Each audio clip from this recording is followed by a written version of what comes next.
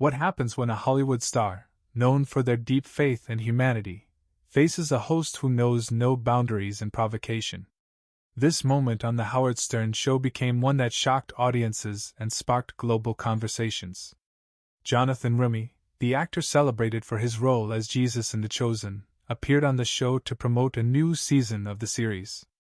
What began as a routine interview quickly escalated into a tense battle of principles that left the studio silent and viewers in awe. Here's how the drama unfolded. The studio of The Howard Stern Show in New York buzzed with anticipation. Bright spotlights flooded the set, illuminating a familiar round table with 2 chairs, one for Stern, notorious for his uncompromising style, and one for the guest. A live audience of about 100 people sat in the stands, whispering and laughing in expectation of the show. Cameras hummed, operators checked angles, and producers in headsets scurried behind the scenes, preparing for the live broadcast. The air smelled of coffee and tension, a typical start for a show known for its provocative moments. Howard Stern, with his signature smirk and sharp gaze, was already seated at the table, flipping through notes. His co-host, Robin Quivers, sat nearby, holding a coffee mug and joking with the audience to warm them up. The crowd responded with laughter and applause, but their eyes betrayed curiosity. Everyone knew Stern could turn any interview into a spectacle. Today's guest was special, Jonathan Roumie, whose portrayal of Jesus in The Chosen had made him a beloved figure for millions and a target for skeptics. The studio doors swung open, and Jonathan Roumie stepped onto the stage. His strides were confident yet calm, and his warm smile immediately drew applause from the audience. Dressed in a simple gray shirt and jeans, he looked like someone who didn't chase attention but naturally commanded it.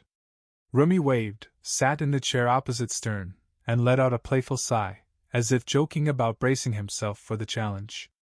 "Jonathan, welcome to the show," Stern began, his voice laced with characteristic irony. "You know we don't just chat here, right?" "I've heard, Howard," Roumie replied, smiling. "But I'm ready. Let's talk about The Chosen."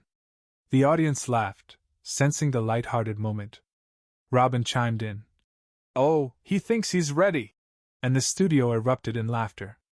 Cameras zoomed in on Roumie's face, which radiated calm and kindness. At that moment, no one could have predicted that the atmosphere would soon become so tense that producers would panic behind the scenes. Stern leaned forward, holding a sheet of notes. "So, The Chosen? A show about Jesus. You play Jesus? That's gotta be tough, huh? I mean, you're not a saint in real life, are you?" Roumie nodded, maintaining his composure. "No, I'm not a saint. I'm just an actor trying to tell a story that inspires people." "Inspires?" Stern raised his eyebrows, a hint of sarcasm in his tone. "You know, I've heard you take this role very seriously. Some say you're like too into it. Is that true?" The audience quieted, sensing a shift in tone. Robin shot a quick glance at Stern, but he was already on the offensive. Roumie tilted his head slightly, as if weighing his response. "I try to approach the role with respect," he said, choosing his words carefully. "For me, it's more than just a role. It's a story that means a lot to many people, and I want to be honest in my work." Stern leaned back, crossing his arms. "Honest? Come on, Jonathan, let's cut the act. You're an actor. You play a character some see as divine. But you're not Jesus, right? Or do you really think you can convince people you're some kind of saint spreading light?" The audience gasped.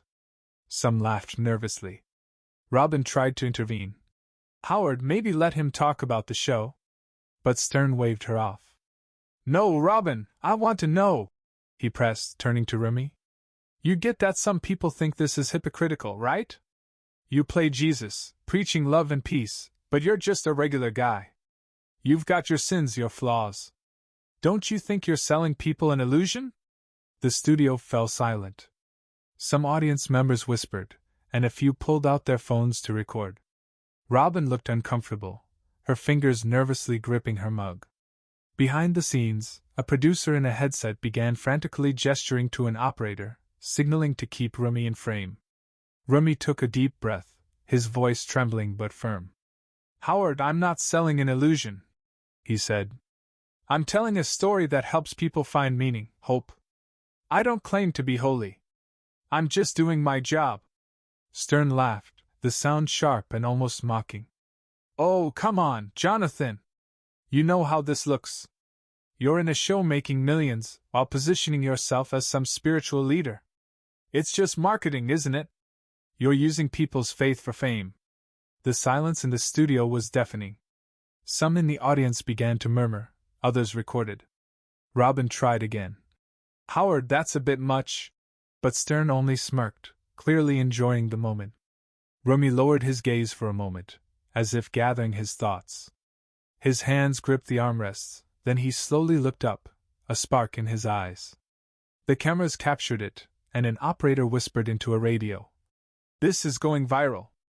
"Howard," Roumie began, his voice deeper, filled with conviction. "You can mock me, my faith, my work. But I'm not here to prove to you that I'm perfect. I'm here to say that none of us are. And if you think mocking someone's beliefs makes you smarter or better, that's your mistake, not mine." The audience erupted in applause. Some stood, cheering for Roumie. Stern looked taken aback but quickly recovered, trying to regain control. "Oh, so you're a preacher now?" he said, but his voice lacked its earlier confidence. Roumie stood from his chair, his posture straight, his gaze piercing. "I'm not a preacher, Howard. I'm an actor. But I won't let you or anyone else demean what I believe in or the people who find meaning in it. Thanks for having me, but I'm done." He removed his microphone, placed it on the table, and walked toward the exit. The studio froze. Robin looked stunned, Stern sat with his mouth agape, and the audience exploded in a mix of applause and shouts. Producers behind the scenes scrambled, one yelling into a radio. "Keep him in frame! Keep him in frame!" What happened after Jonathan Roumie left the studio? How did this moment affect his career, Stern's reputation, and the public discourse? Did he do the right thing by walking out? Share your thoughts in the comments, and subscribe to stay tuned for part 2 of this unforgettable story. After Jonathan Roumie stormed out of the Howard Stern show, leaving the host speechless and the studio in shock, the moment went viral almost instantly. But what happened behind the scenes? How did this clash impact Roumie's career, Stern's reputation, and the public's reaction? This second part reveals the fallout of one of the most explosive moments in modern television history, prompting everyone to question, where is the line between provocation and humiliation? As Jonathan Roumie disappeared through the studio doors, the sound of his footsteps echoed briefly in the stunned silence. Cameras captured every detail, the microphone left on the table, Robin Quiver's clenched lips as she tried to mask her shock, and Howard Stern, whose trademark smirk looked strained for the first time. The audience was divided. Some stood, applauding in support of Roumie, while others whispered among themselves, and a few kept filming on their phones, knowing this moment would become legendary. Stern, recovering, tried to regain control. "Well, that was dramatic," he said, forcing a laugh. "Guess not everyone's ready for a real conversation, huh, Robin?" Robin, visibly uncomfortable, responded, "Howard, maybe you went too far." Her words were drowned out by the audience's murmurs. Someone shouted, "Leave him alone!" Others clapped. The camera lingered on Roumie's empty chair, a silent rebuke. Behind the scenes, producers were in chaos.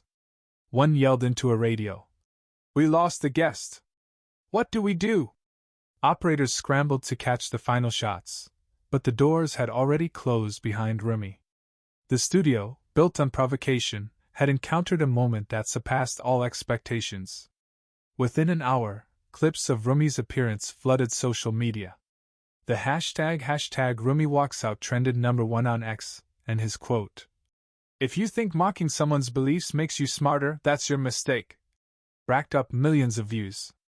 Fans of The Chosen hailed Roumie as a hero who stood up for his faith and dignity, while critics accused him of being overly sensitive and dodging tough questions.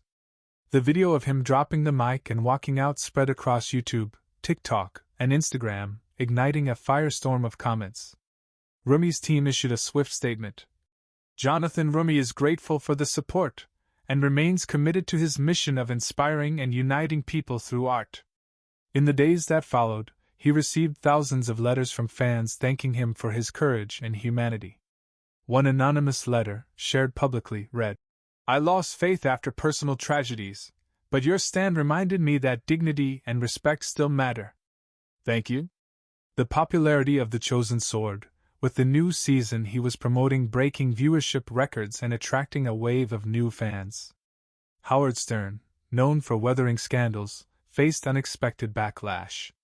While his loyal fans defended him, arguing he was just doing his job, many felt he crossed a line. Posts on X with the hashtag #SternTooFar accused him of bullying for ratings. One viral post read, "Stern thought he'd crush Roumie, but he ended up looking foolish." Some media outlets backed Stern, calling his style hard-hitting journalism. That exposes hypocrisy, but even they admitted he misjudged the audience's reaction. Robin Quivers, who tried to defuse the situation during the broadcast, later said in an interview, "Howard is Howard. He loves to push buttons, but sometimes it goes too far. Jonathan was authentic, and I respect him for that." Her words fueled debates, with some believing she distanced herself from Stern to protect her own reputation. The conflict dominated media discussions. Talk shows like The View and Late Night debated Roumie and Stern's actions, with guests and hosts split into camps. Some saw Roumie as a model of principle, others as overly emotional. Stern earned both praise for honesty and criticism for bullying. A New York Times article called the incident a clash of cultures, faith versus cynicism, noting that Roumie maintained his dignity under pressure. On X, debates raged for weeks. A popular post from @FaithfulViewer read, "Roumie showed you can stay true to yourself even under attack. Stern just looked pathetic." Another user, @SternFanatic, countered, "Stern was just doing his show. If Roumie can't handle questions, that's his problem." These posts garnered thousands of likes and reposts, reflecting the polarized opinions. The Chosen gained massive attention, boosting donations to its crowdfunding platform. Roumie, avoiding further comments on the incident, posted on X, "Thank you all for the support. Let's focus on what unites us: love, hope, and faith." The post amassed hundreds of thousands of likes, becoming one of his most popular. This conflict left a lasting impact, prompting reflection on the boundaries of provocative journalism and the strength of personal dignity. Roumie, despite intense pressure, not only defended his beliefs but also reminded the world that faith and art can be powerful forces for good. His speech about human imperfection and respect for others' beliefs became a symbol of resilience against cynicism. Stern, in turn, forced audiences to question the role of provocateurs in media. Is their goal to uncover truth or merely to create drama? His style, which had brought him fame for years, backfired this time, showing that even the king of shock could underestimate the power of principle. This story is not just about a clash between two individuals but about how we communicate, respect one another, and where we draw the line between free speech and humiliation. It raises questions. Is it worth sacrificing dignity for ratings? Can one person change the course of a conversation by staying true to themselves? Who was right in this situation? Did Jonathan Roumie do the right thing by walking out? Was Howard Stern just doing his job, or did he cross a line? Can provocation be constructive, or does it always destroy? Share your thoughts in the comments, and subscribe to stay tuned for more stories that make you think.